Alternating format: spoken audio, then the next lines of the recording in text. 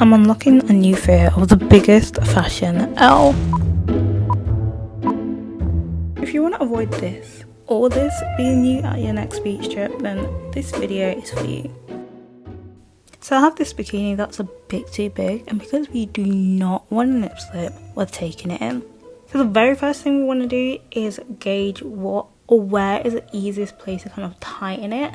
So for me, mine was just a bit too much gaping at the front. So I could either take it in from there, or the easiest way is to work on the straps at the back. Once you've identified the easiest way to take it in by, you want to measure on yourself how much you want to take it in by. So for me, I tried it on off camera because I'm not wearing a bikini on the internet to see how much I wanted to take it in by to make it a bit more snug, and then I marked that onto the bikini with chalk. So I'm grabbing my tape measure and I'm measuring how much I want to take it in by on both sides. For me, that was about 3/4 of an inch. So I'm marking that on both sides, and then I'm going to need to add my 1/2 inch seam allowance to both sides as well, as you can see that I'm doing. Just make sure that the gaping or the measurement that you need to take in by, you divide it by 2, because granted we're taking in both straps by the same measurement, so then when we put the straps together it fits perfectly. Now I'm cutting along the marked lines because granted we're going to be taking in those straps, and I'm doing that for both sides. I'm just putting it to the side.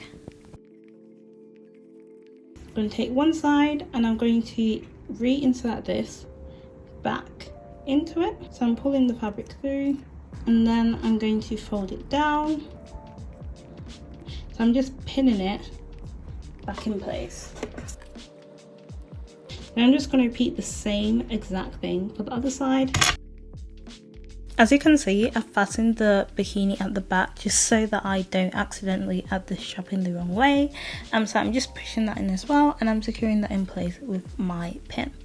Now all we need to do is stitch down along both of those lines, or where you can see the pins, just to secure it back in place. So you can either do this by hand as I did, or you can do it on your sewing machine.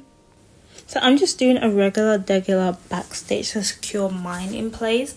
Granted, make sure you do as many stitches as you need to make sure that strap is in place, because like we said, we do not want it to snap or snag or anything like that. So yeah, take your time, do as many stitches as you need to, and granted, if you have a sewing machine, you can do that for the easier route instead.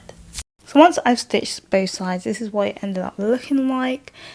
Pretty much the same as before, but just a bit tighter. I'm not going to try this on because I don't want to wear a bikini on the internet.